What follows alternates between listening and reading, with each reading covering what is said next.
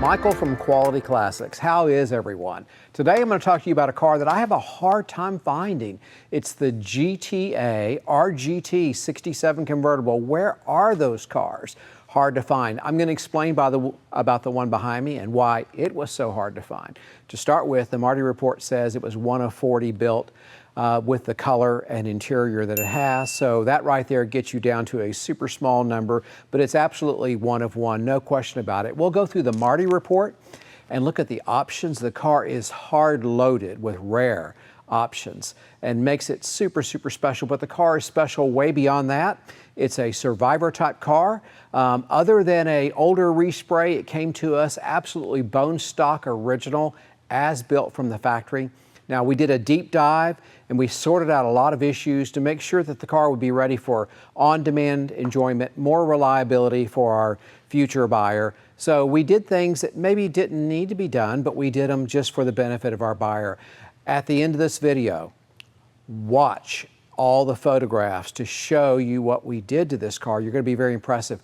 We made a few changes that we thought that would our buyer would appreciate, and we thought made the car a little bit better. But we kept all the original parts. They're all boxed up. They'll go with the car. No harm, no foul. So the rare components like the California smog that we removed, all boxed up, all goes with the car. Everything's cool. So remember, check out those photos. It'll give you a better understanding, and it's just too much for me to cover while I'm talking. But we'll also do a test drive before the video is over with. But first, let's go through these options and look at how rare this car was spec'd. Special order by somebody in California back in 1967. They weren't budget restricted. They bought themselves a super cool car. It can be enjoyed now 50-something plus years later as a super cool car. Rare when new, absolutely unheard of rare today. All right, let's get started on going through those options. Okay, so what are those options? Well, we have the Deluxe Marty report right here, and it lists these options, and here there's 16 items called out down here. That's quite a lot. Some cars have 1, 2, 3, maybe 5, maybe 10 items, which would be extremely heavily optioned. 16 items, that's quite a bit. So those items differentiate or separate this car from other cars. Makes it that much rarer, that much more desirable. Okay, the first option on this group is the GT equipment group. And for you guys that go, it's a GTA. Yes, that's the marketing terminology for 67. All other years called a GT with an automatic, a GT, because it was a GT. So it's a GT. It's got the GT Performance Equipment Group. That's an entire package of options all by itself. And that group alone separates this car from the vast majority of cars out there, especially convertibles. Okay, air conditioning. How rare is that in a convertible in 1967? How rare is that in a convertible in 1967 from California? Stupid rare, I'll tell you for a fact. And we've got that air conditioning blowing freezing cold, so it works beautifully well. Style steel wheels. Not all GTs came with style steel wheels. Understand that it could have been a hubcap car. Most GTs were hubcap cars, so it's a style steel wheel car. Deluxe seat belts, exterior decor, dress-up group, AM radio, tilt-away steering, very, very rare. Rocker panel molding, special tires, courtesy light interior group, limited slip rear end. That's really unusual, especially in an automatic car. But this car was spec'd that way, and that's what it came with. It's got all the smog control that you got in a California car, exhaust ignition control, closed crankcase ignition system. It's got the back Bakelite glass in the convertible top, or that's how it was equipped from the factory. So that's the list of options. There are a couple other items here. And it documents that it was sold new in California, built at the San Jose plant. Nice to have these Marty reports. They're available 67 and up. You can't get them on the earlier cars. So the car was heavily equipped. And if you watched my other videos where I talk about value attributes, options is one of the most important, or option packages are one of the most important value attributes in a car. This car has extreme options. Now, let's go on that test drive and see what it's like to drive a highly optioned, very rare 1967 GT-A convertible. Let's go. Well, we've got good weather, and this is a great day to take vintage Burgundy out for a test drive, and that's exactly what I'm gonna do. Tyler's put the cameras on it for me. And so, yeah, Vintage Burgundy gets to get out. Okay, before we get off the airport, let's just check the gauges, and they're all working. Gas gauge is working, speedometer's working, tachometer's working, temperature gauge is working. All the gauges are working. Okay, my prediction is one of the things you're gonna love the most about this convertible is this armrest. Yeah, no other Mustang has an armrest. You have to have the super rare bench seat, split bench seat to have the armrest. It just makes for nice cruising. I'm a fan of the armrest.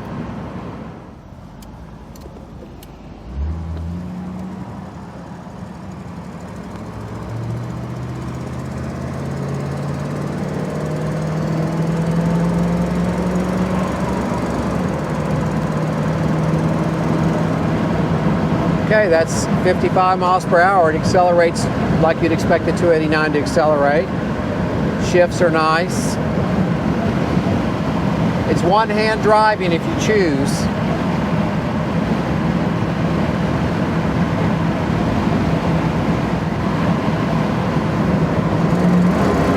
Woo! Okay, kick down works. That pulled strong. Sounded good too. So what do I love about convertible driving?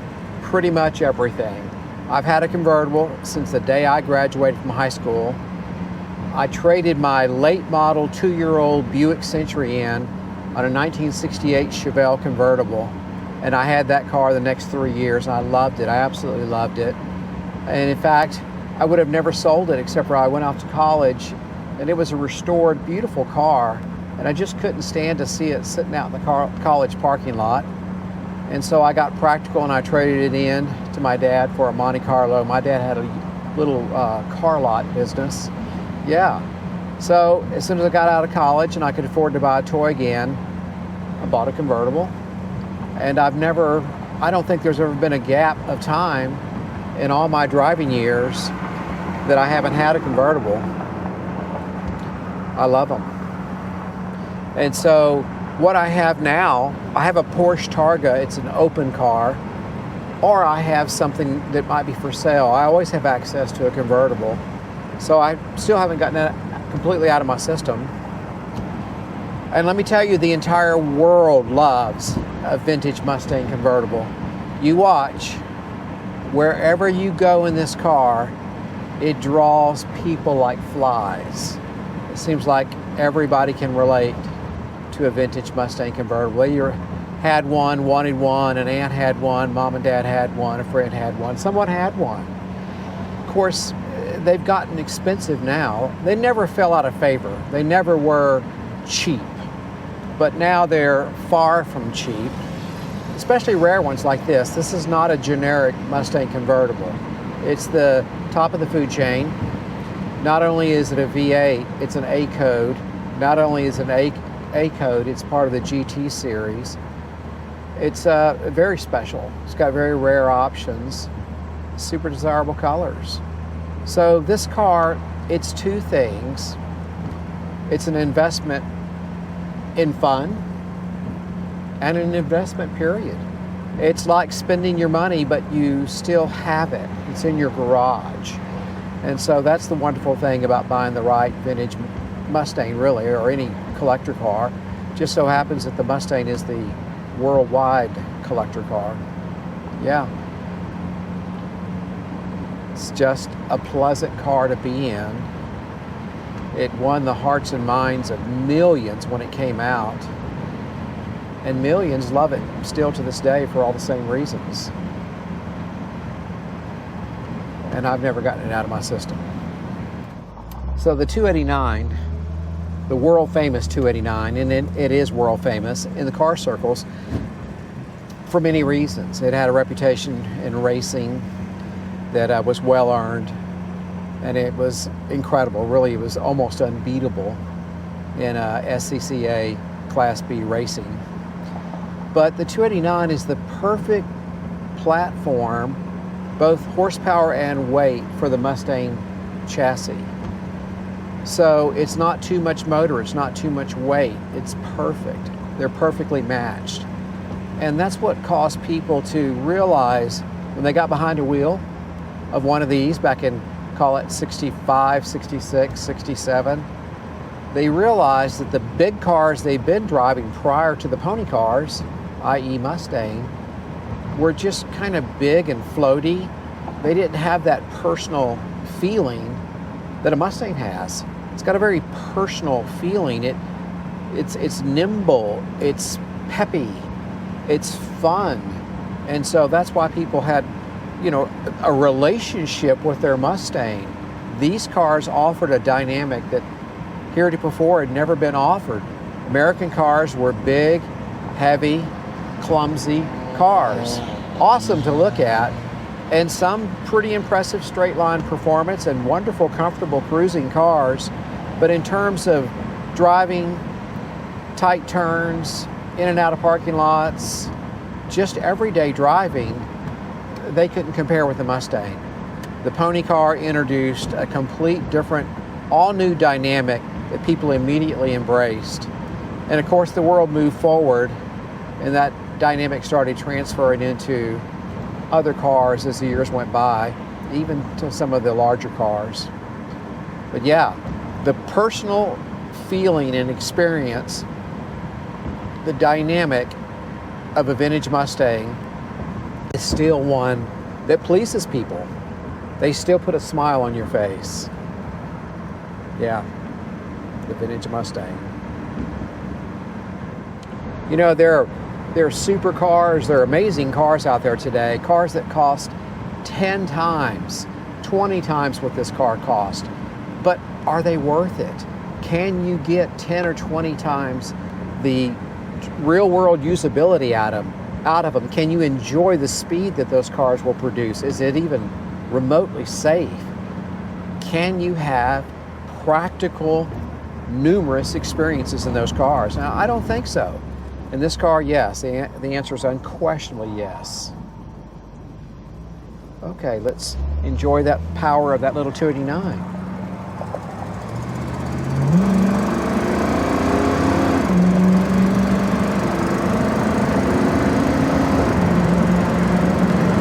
Wow.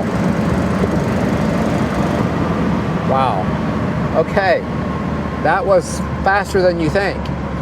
I hope the exhaust note was picked up on the mic. I don't know that it was. We don't have it mic'd. It sounded good. It pulled good. That's the magical little happy 289 right there. I love it. Well, I hope you enjoyed this test drive. If you enjoyed it, click like, subscribe to our channel, go to our website, qualityclassics.com. I think you'll love the cars that my son and I find. We're treasure hunters. We find the ones that are unique, high option, high integrity cars that are hard to duplicate. We don't buy them if we don't love them ourselves. So, okay, hope you enjoyed it. Come back often. Adios.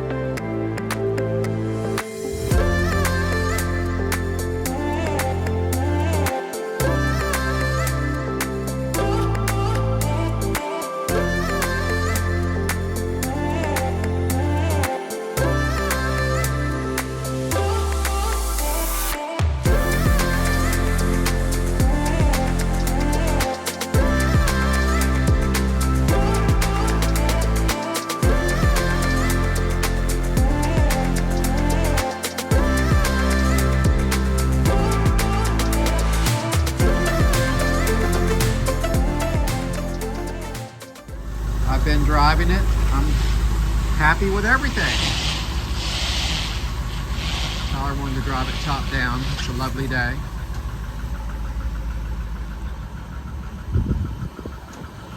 And no, it does not have loud exhaust. It's cruiser.